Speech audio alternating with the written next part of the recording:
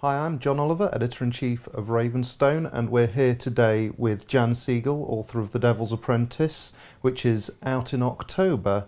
So Jan, tell us a bit in a nutshell about The Devils Apprentice. That's a really good question. It's a while since I wrote it. I'm going to have to get a little brain strain to remember. But the story is basically that the devil is retiring, and the question is who's taking over? Because all the ancient spirits are kind of past it, you know, they've been around too long. Immortality, if you stop to think about it, the concept of living forever, which is a concept that fantasy and science fiction writers have been playing with for a very, very long time, is actually very daunting. You must get to a point when your brain just stops and you just think, you know, why bother? Why bother about tomorrow? You know, there are endless tomorrows. It's the reverse of the Macbeth speech, isn't it? Tomorrow and tomorrow and tomorrow. If tomorrow and tomorrow and tomorrow we're creeping in this petty place pretty much indefinitely, you get fed up. So many of the ancient spirits have sort of become senile.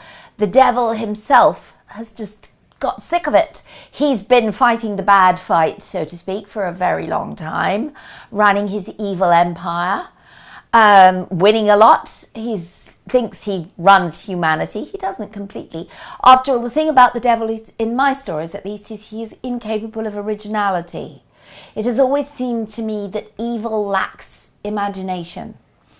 And so creativity is, if there is a God, and I'm not sure, the quality of a true God.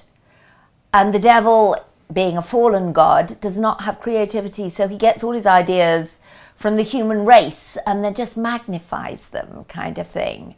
So anyway, he's retiring. He wants to leave his evil empire to someone else to run, and it has to be a human being. And it has to be a teenager. Well, the idea is that in your teens, that's the growing point when you're very flexible, when you're very malleable. So we've got a group of teenagers trapped in this space-time prism where they are undergoing trials of various sorts. They're in different dimensions of history or magical dimensions, undergoing horrible tests to turn them to their dark side. And then those of them who survive will emerge and ultimately, in a later book, fight each other. And whoever comes out on top gets to wear the devil's cloven hoofwear, so to speak. Excellent. And out of all the teenagers you've written in The Devil's Apprentice, because there is a few, not just the central three characters. And there will be more later in the series. Who's your favourite teenager to write? I love all of them, really. I'm not a person who does favourites in anything. Whether you ask me favourite book, favourite movie, I can't do that. I like all of them for different reasons. I wouldn't be writing them if I didn't like them. Yeah, sure. You know, many years ago I actually did do a book with a central character I hated.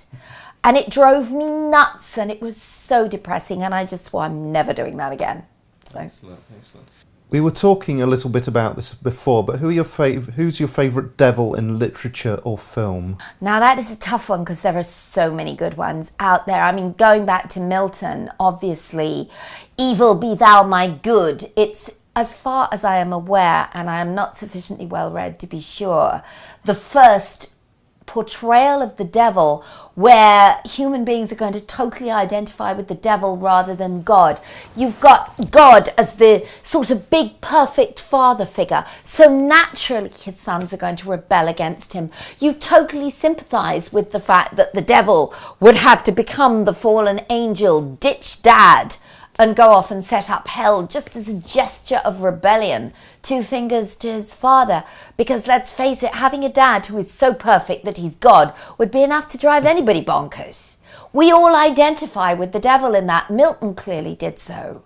Sure. You know, no matter how much he was supposed to be politically correct in the jargon of the time and subscribe to Christianity as the ultimate good, human beings have always identified with the bad guys.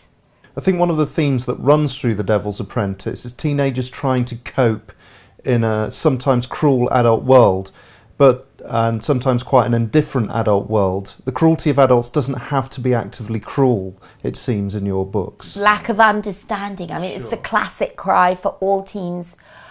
I hope that I remember pretty clearly what it was like to be a teenager. I know people who don't. but I have a large number, as a fairy godmother, of godchildren. Some of them are out of their teens now, but many of them are still in their teens. And I talk to them a lot. And it's very helpful to me as well. I have a niece I'm extremely close to who gave me a great deal of feedback on this. And I think that for teenagers, it's the era when you go, oh, nobody understands me. I hope that they feel that I do. I hope so. I know that my niece said this was her favourite of all the stuff that I'd written. Yeah. She totally, gave it the big thumbs up, says this is the best thing ever, and that she wanted to go out and play Jinx, who is the young witch in the story with all the facial piercing and so on, And Mac, my niece, just said, I want to be an actress and play Jinx when they make a movie of it. So. And it's not just a space-time prism, it's a reality prism in this book. The worlds of literature also feature as well as the worlds of history. Well, that's just me having a good time, really. Because there is a whole scene in the kitchen at Gormenghast. Yes, and I didn't duplicate a single phrase that Mervyn Peake used. And that's quite difficult because he uses a lot of phrases. Yes. I adore Mervyn Peake. I think he is the only writer who turns verbal diarrhea into genius.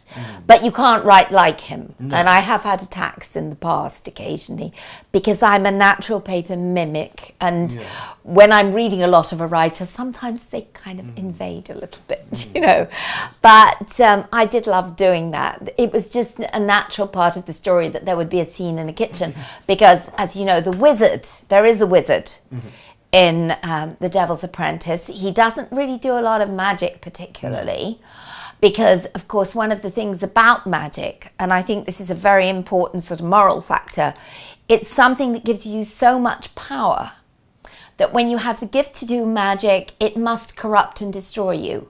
If you use that gift, it's the absolute power corrupts absolutely. It's the ring in Lord of the Rings. It's, any absolute power is destructive. And so the particular wizard, whose name is Bartlemy Goodman, symbolic name there, he actually has channeled his powers such as they are. He's lived a very long time. He's about 1,500 years old, into cooking. Yes. So we have him, at one point he gets lost and of course he's actually, disappeared into a kitchen. Yeah. And it's a kitchen in another dimension, and it's the kitchen at Gormenghast where he's making a birthday cake for Titus Groan, which is a model of Gormenghast on a huge cake scale. Yeah. Excellent. Do you find it more liberating writing young adult fiction than you do adult fiction? Are the challenges different? No, I actually feel that for me in fantasy, YA came naturally. It was the genre I fitted into. My favourite fantasies are mostly children's books. Not all, but a lot of them, the books that are very formative to what you do. Now, I didn't want to write for young children, but in a lot of these books, I found myself wondering what would happen if you took the story further. Particularly, I'm thinking of Alan Garner. The Moon of Gomrath, The Weird Stone of Brisingamen was the first one. And just as the characters were evolving, he let it go. And that always frustrated me as a child. I wanted to know what happened next. So way back when I did Prospero's Children, I was not specifically writing YA, but it was YA without my trying, because I was taking the story to the next level, if you like, taking fantasy to the next level, to a point where you are transitioning from childhood to adulthood. Sure. Because fantasy, particularly, YA fantasy works with rites of passage stories. Incredibly well. Your mind is expanding at that time, your imagination and your view of the world. And it's really whether you choose to narrow down when you become an adult. When you're a young adult, you're in the melting pot, you're flexible. A little bit later and you've maybe got into a rut of a particular job. I hope not, but people do. Or they've had kids of their own, whatever, and they are more tied down. But in that teenage period, you're totally flexible. Yeah. So fantasy and young adult, to me, go together perfectly. Absolutely. Well, thank you very much, Jan. The Devil's Apprentice is an extraordinarily entertaining and rich fantasy, a set of many times and many periods of history, myth and literature. It's a book you can really get lost in, and it is out now or very soon. Thank you very much.